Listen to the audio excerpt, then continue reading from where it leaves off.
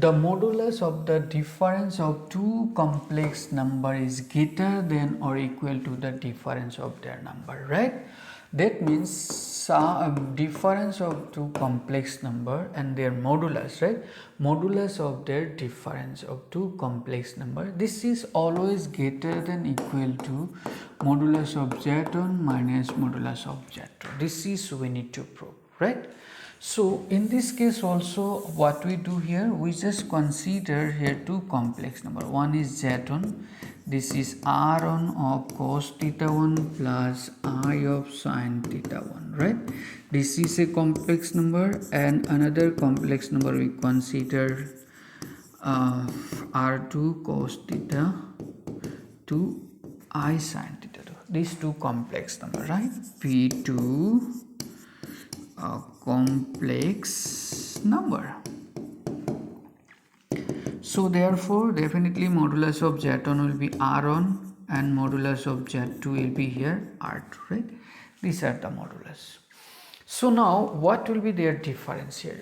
What will be their difference? Z1 minus z2, here r1 cos of theta 1 plus I of sin theta 1 minus r2 cos of theta 2 plus I of sin theta 2, right? This is z1 minus z2. Just you simplify this one, and you just try to separate the real part and imaginary part. What will be this one? Z r1 of cos theta 1, and here minus r2 cos theta 2 will be there, right? Just we try to separate the real part and imaginary part. And here you see I is present, here also I is present. So plus if we take I common, so here will be r1 sin theta 1, r1 sin of theta 1, and minus of r2 sin of theta 2. This will be the real part and imaginary part, right? So now this is a complex number whose real part is this one, whose imaginary part is this one. So what will be the modulus? So therefore modulus of z1 minus z2, that means modulus of this complex number, this is root over of real part is square, right? Real part is square plus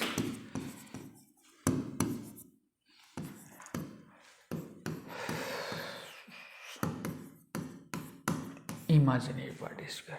Is it okay? This is real part is square and imaginary part is square. Okay, just you try to simplify this one. Now I think all of you are familiar with a minus b formula.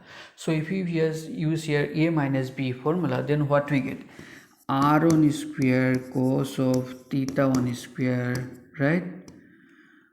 Plus r2 square cos of theta 2 square, right? Minus 2 of r1 r2 cos of theta 1 cos theta 2 will get from here. Plus from here what we get? Here we get r1 square sine of square theta 1 plus r2 square cos of sine square of theta 2. You see here also this is a, this is b, so a minus b, a square plus b square minus of 2 r1 r2, here will be sine of theta 1 theta 2. Just we use the a minus b whole square formula only, right? So from here you see this thing we can take common, here we can take common this one, here we can take this common. So if we take r1 square common, here will be this will be cos theta 1 plus sine of theta 1 square, plus if we take r2 common, then this will be cos of theta 2 plus sine square of theta 2, right? And from here we can easily take common r1 r2 here. So here will be cos of theta 1 cos of theta 2 plus sine of theta 1 sine of theta 2, right? Am I correct? Just you try to simplify this thing. Is it okay?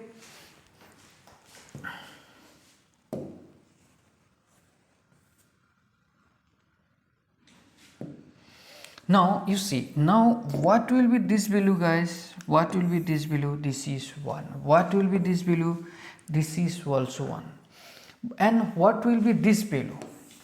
This is cos of theta 1 minus theta 2, because we have this formula, right? This one, cos A minus B means cos A cos B minus plus sin A sin B, right? So this value will be here cos of what? Cos of theta 1 minus theta 2. So if we simplify this one, what we get here?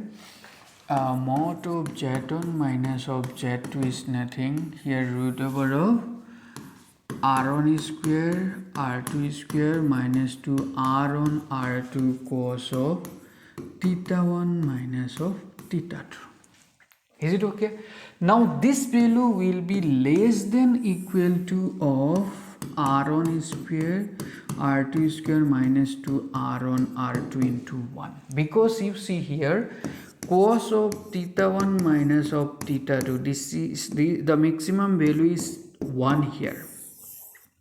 So here you see in 1, so if we replace this one by 1, then definitely this value will be less than of this expression, because you see we consider here the maximum value and here is a minus. That means from here if we subtract the maximum value, then that will be the smallest value, right?